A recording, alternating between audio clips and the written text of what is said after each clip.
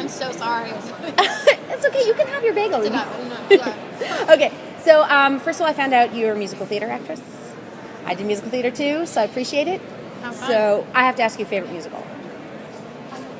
You know, it's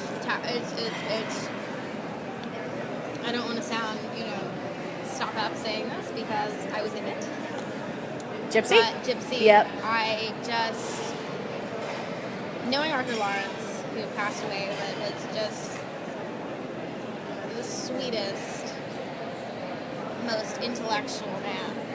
I just think that story, the arc, the depth in every single scene, it's just, I've never seen another musical like that. And I love musicals. I could list 100 musicals that I love.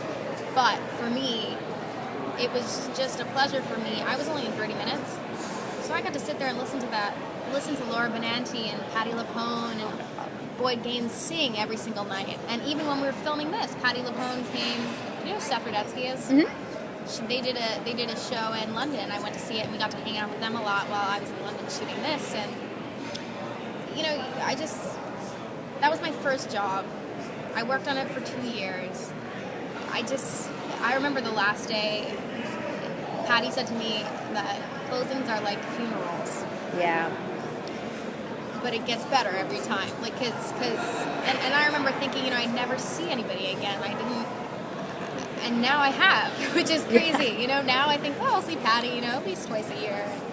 That's really cool that I've maintained those relationships. So for me, I don't know, there's something just so special about that experience. Well, part of the reason I wanted to ask you about it is because, you're doing a show, and that's been on a number of years. You do something like a musical for 2 years. And then you do movies coming out. Yeah, and then you do these little short films. So how does the experience differ for you?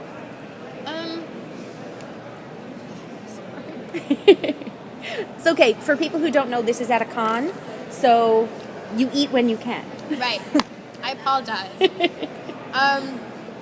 So, for me, in theater, I think something intangible about having a live audience and about being able to do it differently every night and to have that challenge of having to recreate something with something different and special every single day.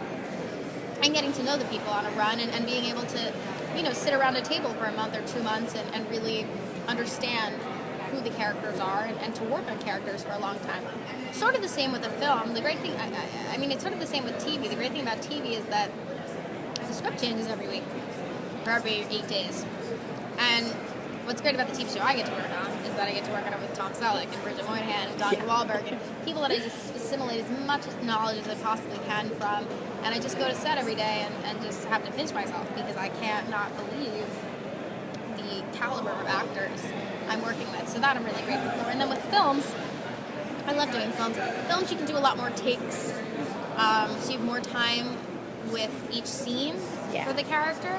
And what's great about TV and film also is that Broadway, it's captured in a night. With film, you have evidence forever. So if you just find it and there's just one scene that you're just like, oh, that scene, that is why I do what I do. You have it forever. Yeah, and it's not 500 people seeing you. It's also a little scary. It's also a little scary if you don't do a good job. But as long as you do a good job, it's pretty good. Now, you said you read the books. Had you read them before you got cast? No, I hadn't, but I did know a lot of girls who definitely like the books. So what was it that appealed to you about the character? Because it's got to be more fun to play the bad girl. Sure. I mean, for me, I never played the character like this before. I played a prostitute. I played, a girl who's coming of age.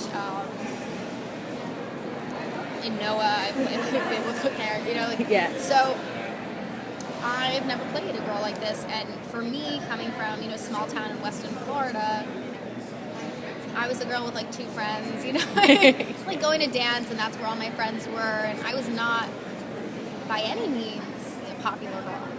So it was fun to me to sort of embody this character, and also it was challenging because I didn't know what this girl would be like. But I think reading the books was great because Rochelle sort of did a lot of the work for us because we could get a lot from the books, and then Dan Waters, our brilliant writer, also with Mark Waters, our brilliant director, collaborating with them was great. But what I really found about her after sort of speaking with all of them was that Mia sort of used this mean persona to mask her insecurities. You know, she's not a royal. Her parents worked for the royals. She was embarrassed about that. She sort of had to climb up the social ladder because she felt that that was the only way that she could be liked, and she's not actually liked. So, I mean, she has her group, her posse, but, you know, so I thought what was very interesting about her was that she really was just this girl trying to find herself, an insecure girl, and it's sad that she had to put on this sort of mean persona, but at the same time it makes her relatable, and I think that's what people, hopefully, I hope people will sympathize with Mia, because I wanted to make her complex, not just mean, you know, flat character. I mean, I'm sure she is mean, and you're going to see a lot of bitch, but you'll also see... You'll see a lot of bitch. But you'll also see, hopefully, some... Yeah. Well, I mean, for fans of the book... There's one moment I can think of, and I can't tell you, but there is a moment I can think of where, you know, I sympathize with her. Yeah. Well, I mean, I know for fans of the book, I mean, we know she goes through quite a change by the second book, so... But she seems real. Yeah. So, I mean, is that something you're really looking forward to playing? I mean, I know you can't say whether or not you're doing a sequel, but... Well, if that does happen, that would be awesome. I think, you know, knowing that Mia redeems herself is great. At the same time, Tom Selleck from my TV show always tells me the three fears of an actor are anticipation, familiarity, and memory. So anticipation is a hard one because you don't want to shoot this knowing what's going to happen. Yeah. So I only started reading that after. But yeah, of course it'd be fun to redeem myself and go skiing. And, you know? Yeah, right. But I don't know what's going to happen. So we'll see. So what is it like working with Tom Selleck? Because, I mean, I can't even imagine. I think I'm dreaming. Like, you know, Tom is like a real grandfather to me. He is so invested in my education, in my film education, in my well-being, in helping me in scenes. Because, you know, one of the biggest things that I learned on a different film was that the importance of non-competitive acting. And what's great about Tom is that, you know, when you're acting with somebody of that caliber, he just makes me feel so comfortable and allows us to sort of just react to each other and be in a scene together and just feel as if I'm with my grandfather, not with Tom Selleck. So people say, you know, Tom Selleck, I say, I know Tom. Yeah. Well, okay, so I have to ask you, have you watched his Friends episodes? I have not, but I've been seeing, he's been giving me all of his films. Yeah. So I've seen like 3 Jesse Stones, Monty Walsh, In and Out, which I love, with Kevin Kline, right? Yep. So good. So, yeah, I'm gonna, hopefully, I have to see 2 Men and a Baby. Oh, yes, I can't believe you I do. haven't seen that yet. You really, really do. I'm gonna see that like tonight. Oh my gosh. Yeah, that's definitely something you have to watch. But you have to watch his Friends episodes and then tease him about them. It's very, very important. Okay, so is there something that we might be surprised by in the film? Any little things that have been thrown in that fans might be like, oh my god, I can't believe that's... Well, I think people were surprised when they saw my hair. Well, there's that, yeah. I can't really talk too much about the film, but as far as my hair, you know, I wasn't really allowed to take any pictures of London. I posed them because until they released the trailer, they didn't want me to sort of reveal what I looked like because it was such a big thing online. I couldn't believe it. I mean, the fan base, we are so fortunate to have just this massive fan base. So I